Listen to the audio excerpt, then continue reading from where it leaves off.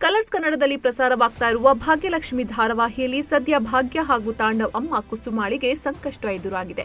ತಾಂಡವ್ ಹಾಗೂ ಶ್ರೇಷ್ಠ ಮನೆ ಮಂದಿ ವಿರುದ್ಧ ತಿರುಗಿ ನಿಂತಿದ್ದಾರೆ. ಮಗನನ್ನ ಸರಿ ಮಾಡುವುದಕ್ಕೆ ಹೊರಟ ಕುಸುಮಾಗೆ ಆಘಾತ ಉಂಟಾಗಿದೆ. ಅಪ್ಪ ಅಮ್ಮನ ನಡತೆಯಿಂದ ಕೋಪಗೊಂಡಿರುವ ತಾಂಡವ್ ಶ್ರೇಷ್ಠ ಜೊತೆಗೆ ಮನೆ ಬಿಟ್ಟು ಹೊರಬಂದಿದ್ದಾನೆ. ಇತ್ತ ಭಾಗ್ಯ ಒಂಟಿಯಾಗಿದ್ದಾಳೆ. ಆದ್ರೂ ಕೂಡ ಕುಗ್ಗದೆ ತನಗಿರುವ ಜವಾಬ್ದಾರಿಯನ್ನ ನಿಭಾಯಿಸುತ್ತಿದ್ದಾಳೆ. ಈ ಮನೆಯಲ್ಲಿ ನಾನಿರ್ಬೇಕಾ ಅಥವಾ ಭಾಗ್ಯ ಇರ್ಬೇಕಾ ಅಂತ ತಾಂಡವ್ ಕೇಳಿದಾಗ ಏನೇ ಆದ್ರೂ ನಾವು ಭಾಗ್ಯನ ಬಿಟ್ಟುಕೊಡೋ ಮಾತೆ ಇಲ್ಲ ಅಂತ ಭಾಗ್ಯಳ ಮಾವ ಹೇಳಿದ್ದು ತಾಂಡವ್ಗೆ ಎಲ್ಲಿಲ್ಲದ ಕೋಪ ತರಿಸಿದೆ.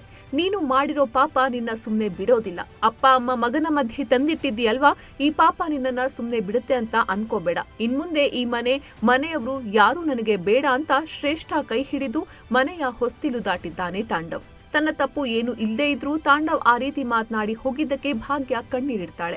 ಮನೆಯಿಂದ ಹೊರಬಂದು ಕಾರಿನ ಬಳಿ ನಿಂತಿರುವಾಗ ಮತ್ತೆ ಮನೆಗೆ ಬರುವ ಶ್ರೇಷ್ಠ ನಾನು ಅಂದುಕೊಂಡಂತೆ ಆಯಿತು. ತಾಂಡವ್ ಬೆಲೆ ಏನು ಅಂತ ನಿಮ್ಗೆಲ್ಲ ಗೊತ್ತಿಲ್ಲ, ಒಂದು ದಿನ ಗೊತ್ತಾಗತ್ತೆ. ಅವನನ್ನ ನಾನು ನನ್ನವನನ್ನಾಗಿ ಮಾಡ್ಕೊಂಡೇ ತೀರ್ತೀನಿ ಅಂತ ಚಾಲೆಂಜ್ ಮಾಡ್ತಾಳೆ. ಅತ್ತ ಸ್ನೇಹಿತನ ಮನೆಗೆ ಬಂದ ತಾಂಡವ್ ಶ್ರೇಷ್ಠ ಭಾಗ್ಯಗೆ ಬುದ್ಧಿ ಕಲಿಸೋದಕ್ಕೆ ಪ್ಲಾನ್ ಮಾಡ್ತಾನೆ. ಅವಳ ನೆಮ್ಮದಿ ಹಾಳು ಮಾಡಬೇಕು, ನನಗೆ ಮಾಡಿರೋ ಅವಮಾನಕ್ಕೆ ಅವಳಿಗೆ ಸರಿಯಾದ ಶಿಕ್ಷೆ ಕೊಡಬೇಕು, ಅವಳು ಮನೆ ಬಿಟ್ಟು ರೋಡ್ ಅಲಿಬೇಕು, ಅಂತಹ ಸ್ಥಿತಿ ಬರಬೇಕು, ಇದೇ ನನ್ನ ಲೈಫ್ನ ಗೋಲ್ ಅಂತ ಹೇಳ್ತಾನೆ. ಆಗ ನಾನು ನಿನ್ ಜೊತೆ ಇರ್ತೇನೆ ಅಂತ ಶ್ರೇಷ್ಠ ಸಮಾಧಾನ ಮಾಡ್ತಾಳೆ. ಇನ್ನು ಭಾಗ್ಯ ತನ್ನ ಸಂಸಾರ ಹಾಳಾಯ್ತು ಎಂಬ ನೋವಿನಲ್ಲಿ ಇರ್ತಾಳೆ. ತಾವಿಬ್ರು ಜೊತೆಯಾಗಿ ಇದ್ದ ಫೋಟೋವನ್ನ ತಾಂಡವ್ ಒಡೆದಿರೋದನ್ನ ನೋಡಿ ಭಾಗ್ಯಗೆ ನೋವಾಗತ್ತೆ. ಅಷ್ಟರಲ್ಲಿ ಕುಸುಮಾಲಿಗೆ ಬರ್ತಾಳೆ. ಒಂದಲ್ಲ ಒಂದು ದಿನ ತಾಂಡವ್ಗೆ ಶ್ರೇಷ್ಠ ಬುದ್ಧಿ ಅರ್ಥವಾಗತ್ತೆ. ಅವನು ಖಂಡಿತ ಇಲ್ಲಿಗೆ ವಾಪಸ್ ಬಂದೇ ಬರ್ತಾನೆ. ಅವನು ಬಂದಾಗ ನೀನು ಇದೇ ಭಾಗ್ಯ ಆಗಿರ್ಬೇಕು, ಮತ್ತೆ ಅವನನ್ನ ಸ್ವೀಕರಿಸಬೇಕು ಅಂತಾಳೆ.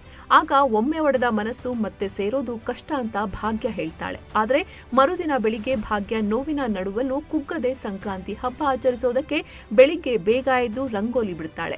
ಅವಳನ್ನ ನೋಡಿ ಕುಸುಮಾ, ಧರ್ಮರಾಜ್ ಆಶ್ಚರ್ಯವಾಗ್ತಾರೆ. ನೀನು ಎಷ್ಟೇ ನೋವಿನಲ್ಲಿದ್ರೂ ನಮಗಾಗಿ ಇದೆಲ್ಲ ಮಾಡ್ತೀಯಾ ಅಂತ ಖುಷಿ ಆಗ್ತಾರೆ. ಅಷ್ಟರಲ್ಲಿ ಸುನಂದ ಅಲ್ಲಿಗೆ ಬರ್ತಾಳೆ. ಗಂಡ ಮನೆ ಬಿಟ್ಟು ಹೋಗಿದ್ದಾನೆ, ಈ ಸಮಯದಲ್ಲಿ ನೀನು ಹಬ್ಬ ಮಾಡ್ಬೇಕಾ ಅಂತ ಕೇಳ್ತಾಳೆ. ಒಟ್ಟಾರೆ ಭಾಗ್ಯ ತನ್ನ ನೋವನ್ನ ಬಚ್ಚಿಟ್ಟುಕೊಂಡು ಮನೆಯವರ ಸಂತೋಷಕ್ಕೆ ನಾರ್ಮಲ್ ಆಗಿದ್ದಾಳೆ. ಅತ್ತ ತಾಂಡವ್ ಶ್ರೇಷ್ಠ ಮಧ್ಯೆ ಮುಂದೇನಾಗತ್ತೆ? ತಾಂಡವ್ಗೆ ಬುದ್ಧಿ ಬರತ್ತಾ ಅಥವಾ ಭಾಗ್ಯ ಕುಸುಮಾ ಹೊಸ ಪ್ಲಾನ್ ಏನಾದ್ರೂ ಮಾಡ್ತಾರಾ ಅನ್ನೋದನ್ನ ನೋಡ್ಬೇಕಾಗಿದೆ.